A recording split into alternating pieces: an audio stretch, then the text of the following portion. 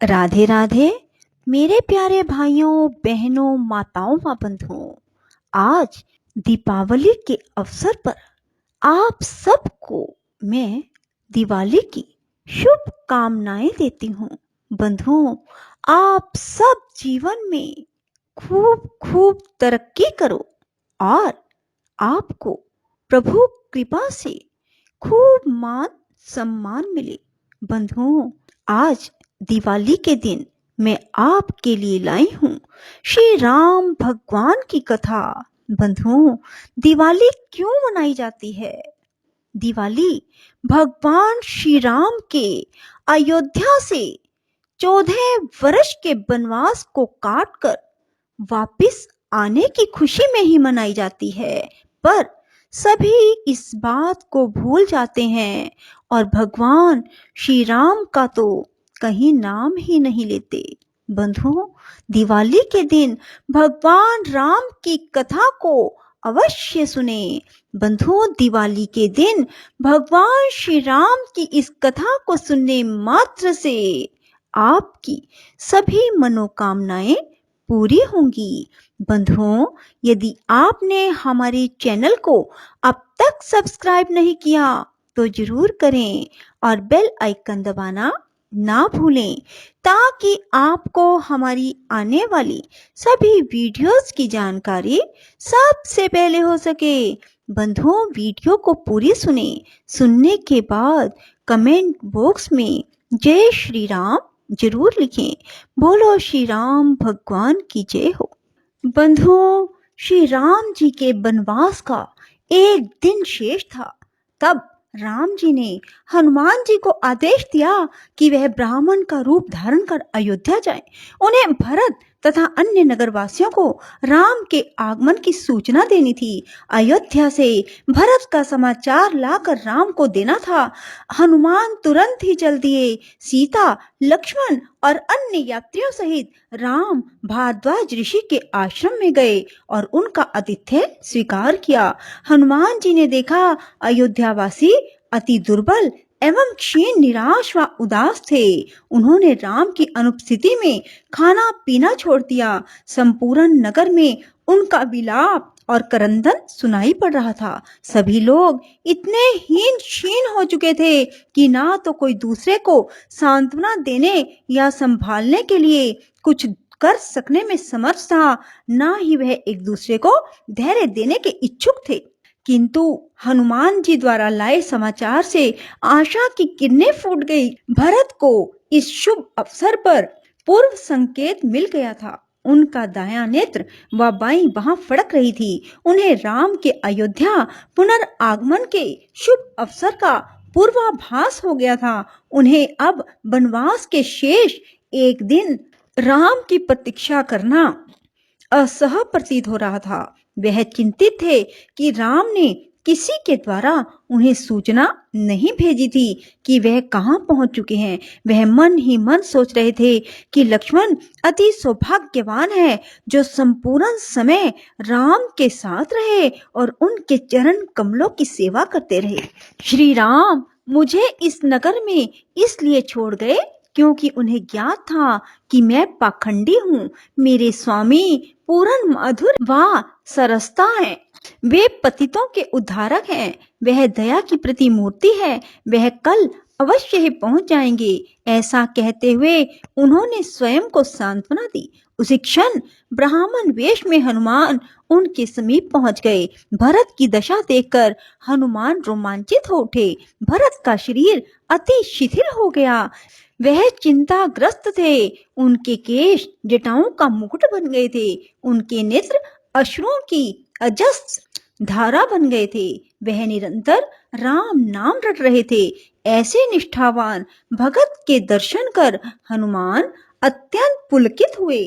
चरम आनंद से वह रोमांचित हो उठे। उनके विचार विभिन्न दिशाओं में दौड़ने लगे, किंतु उन्हें अपना मुख्य कार्य याद आ गया और उन्होंने दिव्य मंगल समाचार भरत के तरसते कानों में उड़ेल दिए। हे भरत, जिस व्यक्ति से तुम बिछुड़ गए थे और जिसके लिए तुम इतने वर्षों से रात दिन सोए नहीं और भोजन तक नहीं किया, जिसके गुणों और पराक्रम का तुम प्रत्येक क्षण गुणगान करते रहे हो, जिसने देवताओं ऋषि मुनियों के जीवन की सुरक्षा निश्चित कर दी है, जो सर्वलोकों में सत्य और धर्म का संरक्षण करता है, उस राम ने सभी शत्रुओं पर विजय प्राप्त कर ली है। देवतागण उनकी महिमा का गान गा रहे हैं। जिस प्रकार बहुत प्यासा व्यक्ति जल को देखते ही प्रसन्न हो जाता है, उसी प्रकार भरत हनुमान के वचन सुनकर आह्लादित हो उठे। वह अपने कानों पर विश्वास ना कर पाए, किंतु फिर वे आश्वस्त हो गए कि वह सत्य था। उन्होंने आगंतुक को कृतज्ञतावश गले लगाकर पूछा, यह भ्रम नहीं हो सकता, यह शुभ समाचार लाने वाला कौन है? आप कहाँ से आए हैं? हनुमान जी ने उत्तर दिया, हे भरत, मैं वायुपुत्र हनुमान हूँ। आप शायद मुझे भूल गए हैं। मैं वही वानर हूँ जो संजीवी पर्वत लाते समय आपके सम्मुख भूमि पर गिरा था। मैं राम के चरण कमलों का सेवक हूँ। यह उत्तर सुनकर भरत अति आदर पूर्वक उठे और आनंद से अभिभूत हो गए। उन्होंने श्रद्धा पूर्वक मस्तक झुकाया। हे वानर राज, तुमने मेरे दुख का अंत कर दिया।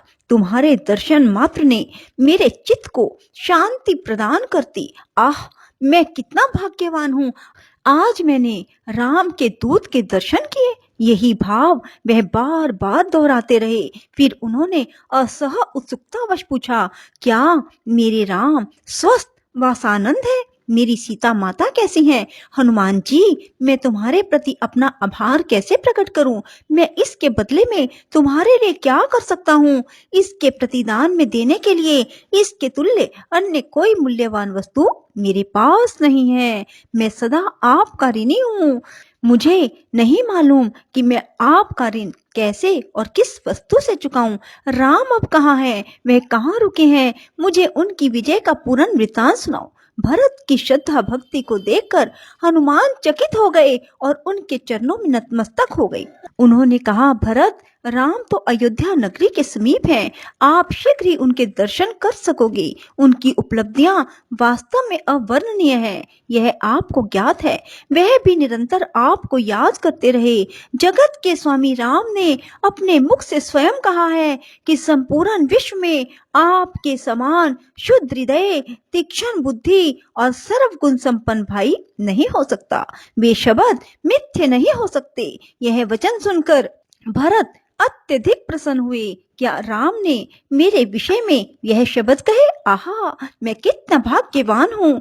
इस प्रकार आनंद से रुदन करते हुए उन्होंने हनुमान को स्नेहवश गले लगा लिया। हनुमान जी ने कहा, वह अधिक विलंब नहीं कर सकते थे, अतः उन्होंने भरत से विदा ली और राम के पास पहुंच गए। उन्होंने जो कुछ देखा व सुना सब राम को बता दिया। अब भरत ने तैयारी शुरू की। वह राम के स्वागत का प्रबंध करने में व्यस्त हो गए। नंदी ग्राम से अयोध्या आकर उन्होंने गुरु वशिष्ठ को प्रणाम कर उन्हें राम के आगमन का समाचार दिया। रानियों के महलों में जाकर तीनों माताओं को राम, सीता व लक्ष्मण के आगमन की सूचना दी। तीनों माताएं अति प्रफुल्लित हो खड़ी हो गई। भरत ने संपूर्ण नगर में यह शुभ समाचार देने का आदेश दिया। तीव्र गति से यह समाचार सारे नगर में फैल गया। बच्चे, वृद्ध, नर नारी ऊंचे स्वर में यह सूचना देते हुए इधर से उधर भाग रहे थे। भरत ने ऋषियों, विद्वानों, गुरुओं, प्रसिद्ध नागरिकों, चारों सेनाओं को एकत्रित किया। तीनों रानियों सुमंत शत्रुघ्न सहित राम से मिलने चल दिए। अयोध्या के निकट पहुंचते समय राम वानरों अन्य सभी से अयोध्या नगरी के सौंदर्य व मनोरमता का वर्णन कर रहे थे। हे सुग्रीव, अंगद, विभीषण, अयोध्या एक पवित्र नगरी है। यह अति सुंदर है। जब राम अयोध्या नगरी के सौंदर्य का वर्णन कर रहे थे, तभी भरत सशस्त्र सेना और अपने भाई व रानियों सहित उनकी ओर आते दृष्टिगोचर हुए। जिस प्रकार शरद ऋतु के चंद्रमा को देखकर समुद्र प्रफुल्लित होता है, उसी प्रकार रामचंद्र को देखकर विशाल जनता आनंद विभोर उठी।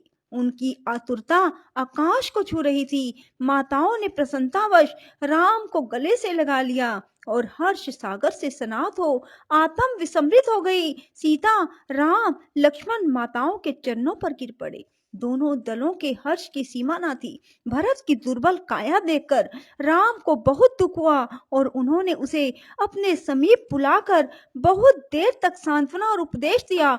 उन्होंने प्रजा के प्रति अपने भाई की दृढ़ भक्ति और प्रेम की बहुत प्रशंसा की। सीता जी, राम जी व लक्ष्मण जी ने वशिष्ठ, जाबाली, वामदेव और अन्य ऋषियों को देखते ही उन्हें साष्टांग प्रणाम किया।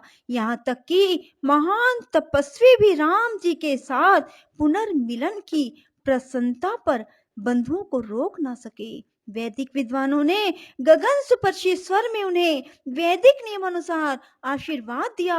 सहस्त्रों वर्ष जीवित रहो, सहस्त्रों वर्ष तक समृद्धि पूर्वक जीवित रहो। भरत और शत्रुघ्न श्रद्धा पूर्वक राम के चरणों में गिर पड़े। यद्यपि राम ने उन्हें बारंबार उठने को कहा, तथापि वे उठने और चरण कमलों को छोड़ने में असमर्थ थे। लक्ष्मण और राम दोनों ने मिलकर उन्हें बलपूर्वक उठाया। सभी भाई स्नेह पूर्वक गले मिले। एक दूसरे को देखकर उनके हर्ष के अश्रु बहने लगे। उनके हृदय प्रसन्नता से पूर्ण होने के कारण उनके मुख दुर्लभ आभा से युक्त थे। वे सौंदर्य के मूर्त रूप थे। वियोग के विषाद के स्थान पर मिलन का आनंद था। वह गहन आनंद के सागर में डूब गए थे। राम के आगमन पर नागरिक अति आनंदित थे। उन्होंने भरत द्वारा किए गए सफल तप की नाना प्रकार से प्रशंसा की। उन्होंने अनेक विशुद्ध गुणों की सराहना की।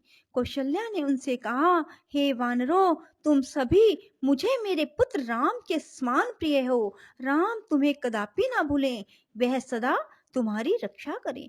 फिर आपस में विचार कर अपने लिए लाए गए रथ में बैठ उन्होंने नगर में प्रवेश किया। आकाश उनकी जय जयकारों से गूंज उठा। राम का रथ नगर में पहुंच गया। सड़क के दोनों ओर उलसित जनसागर उमड़ रहा था।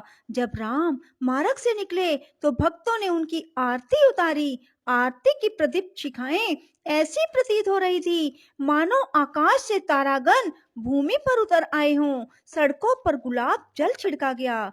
जहां जहां से भी उनका रथ निकला, वहीं वहीं नगरवासी अपनी खिड़कियों और छतों से उन पर पुष्प वर्षा करते थे। नागरिकों के हर्ष का पारावार नहीं था। राम और सीता को तीनों भाइयों व तीनों माताओं के साथ देखकर सड़क के दोनों ओर एकत्रित सहर्ष लोगों को महान संतोष मिला। लोगों ने अपने सौभाग्य पर परस्पर बधाइयां दी। वह इस शुभ अवसर पर सम्मिलित होने के लिए जीवित थे। जब राम महल पहुंचे तो अंतःपुर की स्त्रियों, दासियों व सेवकों ने उनके चरण प्रक्षालन आदि द्वारा विधि पूर्वक उनका स्वागत किया। ज्यों ही राजगुरु वशिष्ठ के प्रसाद में पहुंचे, वशिष्ठ ने राम जी का राज्य तिलक की तिथि घोषित की। इस तिथि के उन शुभ लक्षणों का विस्तार से वर्णन किया गया। वशिष्ठ जी ने कहा, यह राज तिलक संपूर्ण मानवता को शांति और समृद्धि प्रदान करेगा। बोलो श्री राम भगवान की जय हो। राधे राधे। जय श्री कृष्णा। बंधुओं, यदि आपको हमारी वीडियो पसंद आए तो उसे लाइक करें और शेयर भी जरूर करें। धन्यवाद।